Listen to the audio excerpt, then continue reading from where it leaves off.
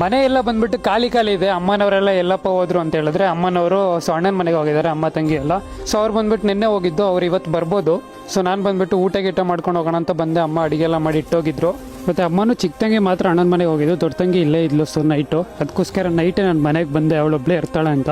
Main thing ಏನು ಗೊತ್ತಾ, ಅಲ್ಲಿ ರೂಮ್ ಕೆಲಸ ಮಾಡ್ತಿರ್ಬೇಕಾದ್ರೆ ಆಲ್ಮೋಸ್ಟ್ ಜಾಸ್ತಿ ನಾನು ಊಟ ಮಾಡಿದ್ದಂದ್ರೆ ಹೋಟೆಲಲ್ಲೇ.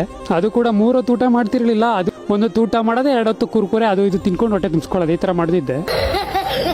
ಮನೆಗೆ ಬಂದ್ಬಿಟ್ಟು ಅಮ್ಮನ ಕೈ ರುಚಿ ಊಟ ಮಾಡ್ತೀವಲ್ಲ, ಅದು ಟೊಮೆಟೊ ಗೊಜ್ಜೆ ಆಗಿರಲಿ, ಸೊ ಅದ್ರದ್ದು ಟೇಸ್ಟ್ ಬೇರೆ ಲೆವೆಲಲ್ಲಿ ಇರುತ್ತೆ.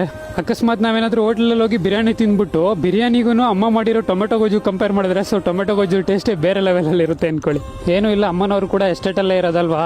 ನನಗೂ ಕೂಡ ಏನೋ ಸ್ವಂತ ಮನೆ ಮಾಡ್ಬೇಕಂತ ಆಸೆ ಐತೆ. ಬಟ್ ಸಡನ್ಲಿ ಏನು ಮಾಡೋಕ್ಕಾಗಲ್ಲ. ಇವಾಗ ಏನು ಮಾಡೋಣ ಅಂದರೆ, ಸ್ವಲ್ಪ ದಿವಸ ಇನ್ಸ್ಟಾಗ್ರಾಮು ಯೂಟ್ಯೂಬು ಅಂತೇಳ್ಬಿಟ್ಟು ಫೋಕಸ್ ಮಾಡೋಣ.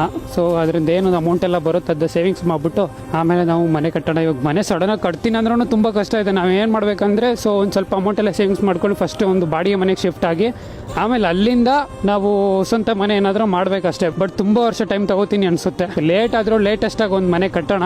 ಸಿಂಪಲ್ ಆಗಿದ್ರೂ ಪರವಾಗಿಲ್ಲ, ಒಂದು ಸ್ವಂತ ಅಂತ ಇರಬೇಕು ಅಷ್ಟೇ. ಅಮ್ಮನಿಗೂ ಅದೇ ಆಸೆ ಇರೋದು, ನನಗೂ ಅದೇ ಆಸೆ ಇರೋದು. ಅಷ್ಟೆಲ್ಲ ಖರ್ಚು ಮಾಡಿ PC ಅಂತೆಲ್ಲ ಇನ್ವೆಸ್ಟ್ ಮಾಡಿರೋದೆ ಅದಕ್ಕೋಸ್ಕರ.